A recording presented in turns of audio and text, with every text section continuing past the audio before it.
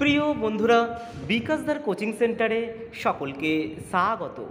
আজ আমি আমার এই ভিডিওর মাধ্যমে কলিকাতা বিশ্ববিদ্যালয়ের তৃতীয় সেমিস্টারের ছাত্রছাত্রীদের জন্য নতুন প্রশ্নরীতি এবং সিলেবাস অনুযায়ী সিসিএম মেথডের তৃতীয় সেমিস্টারের বাংলা অনার্স এবং জেনারেল ছাত্রছাত্রীদের জন্য সিলেবাস এবং বিস্তারিত আলোচনা করব এই ভিডিওর মাধ্যমে।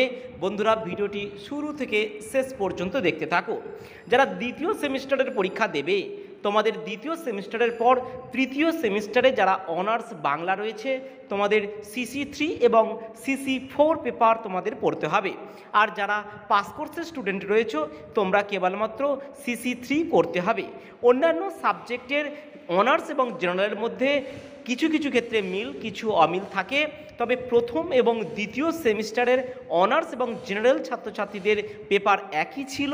সেক্ষেত্রে কেউ মেজর পেপার হিসেবে করেছে, কেউ মাইনর পেপার হিসেবে করেছে। কিন্তু এই তৃতীয় সেমিস্টারের সিসি3 পেপারটা পাস কোর্স এবং অনার্স কোর্স দুজনদেরই কিন্তু সেম, কিন্তু অন্য সাবজেক্ট যেমন পলিটিক্যাল সায়েন্স, তারপরে যদি দেখা যায় যে এডুকেশনের ক্ষেত্রে কিন্তু এই পেপার সেম আছে।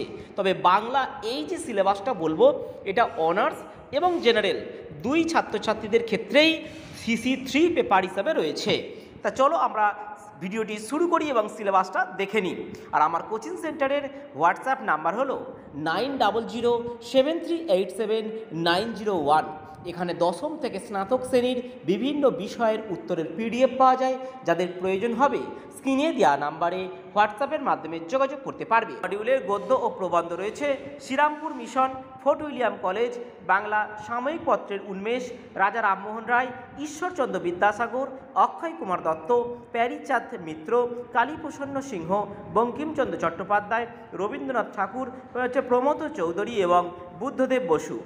এই মোট গদ্য এবং প্রবন্ধ তোমাদেরকে তৈরি করতে হবে।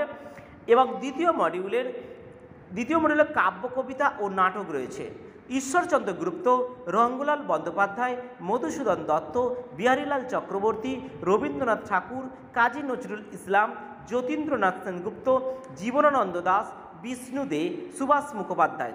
এবং নাটকে রয়েছে মধুসূদন দত্ত, দীনবন্ধু মিত্র, গিরিশচন্দ্র ঘোষ, রবীন্দ্রনাথ ঠাকুর, দ্বিজেন্দ্রলাল রায় এবং বিজন ভট্টাচার্য।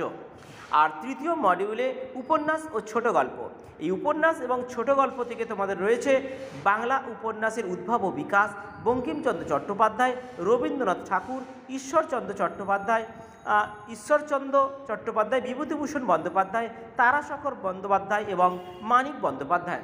তোমাদের প্রশ্ন অনুযায়ী এখানে বাংলা গদ্য শ্রীরামপুর মিশনের অবদান খুবই গুরুত্বপূর্ণ প্রশ্ন। প্রথম মডিউলের বড় প্রশ্নের ক্ষেত্রে বাংলা গদ্য সাহিত্যের বিকাশে রামমোহন রায়ের ভূমিকা খুবই গুরুত্বপূর্ণ প্রশ্ন।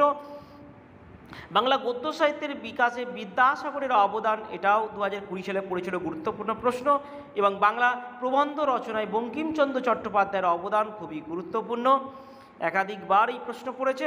বাংলা গদ্যের বিকাশে অক্ষয় কুমার দত্তের অবদান খুব বেশি গুরুত্বপূর্ণ নয়, একবার দেখে রাখতে পারবে। এবং প্রমোদ চৌধুরীর অবদান আলোচনা করো, খুবই গুরুত্বপূর্ণ। এর পরবর্তী প্রশ্ন, বাংলা প্রবন্ধ সাহিত্যে বুদ্ধদেব বসুর অবদান খুব বেশি গুরুত্বপূর্ণ নয়, তবে একবার পড়েছিল, দেখে রাখতে পারবে। দ্বিতীয় মডিউলে বড় প্রশ্ন, কবি ঈশ্বর গুপ্তের কাব্য প্রতিভার মূল্যায়ন করো, খুবই গুরুত্বপূর্ণ প্রশ্ন। পরে রঙ্গলালের কাব্য প্রতিভা আলোচনা করো। এরপর আসছে মাইকেল মধুসূদন দত্তের কাব্য প্রতিভা, গুরুত্বপূর্ণ প্রশ্ন। বিহারীলাল চক্রবর্তীর আধুনিক গীতি কবিতার প্রথম সচেতন কবি, এটা খুবই ইম্পর্টেন্ট, ভোরের পাখি বলা হয় বিহারীলাল, খুবই গুরুত্বপূর্ণ প্রশ্ন। রবীন্দ্রনাথ ঠাকুরের কাব্য কবিতা প্রতিভা, এটা দেখে রাখতে পারো। রবীন্দ্রনাথ অন্য জায়গায় অন্যভাবে পড়তে পারে, কাব্য কবিতায় না পড়ে। কাব্য কবিতায় যতীন্দ্রনাথ সেনগুপ্তের অবদান, যতীন্দ্রনাথ সেনগুপ্ত একবার দেখে রাখতে পারবে। তবে প্রথম সিলেবাস যেহেতু প্রশ্ন একবারও হয়নি এর আগে, নতুন সেই জন্য তোমাদেরকে প্রশ্ন সংখ্যা একটু বেশি হবে। আমি এখানে গুরুত্বপূর্ণগুলো দিয়েছি। নাট্য সাহিত্যের এখানে মধুসূদনের নাট্যটা বেশি ইম্পর্টেন্ট, কাব্যর থেকে মধুসূদনের নাট্য সাহিত্য ইম্পর্টেন্ট।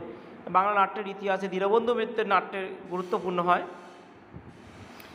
রবীন্দ্রনাথ ঠাকুরের নাট্য রয়েছে, রবীন্দ্রনাথ সব জায়গাতেই গুরুত্বপূর্ণ হয়, কিন্তু যে কোনো এক জায়গায় হয়তো রবীন্দ্রনাথ পড়বে।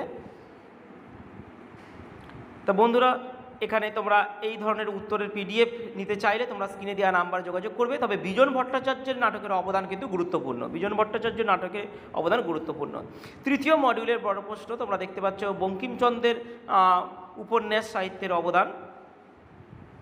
তারপরে রবীন্দ্রনাথ ঠাকুর সব জায়গাতেই আছে, ছোট গল্প, উপন্যাস, কাব্য, নাটক সব কিছুতেই রবীন্দ্রনাথ রয়েছে সিলেবাসে।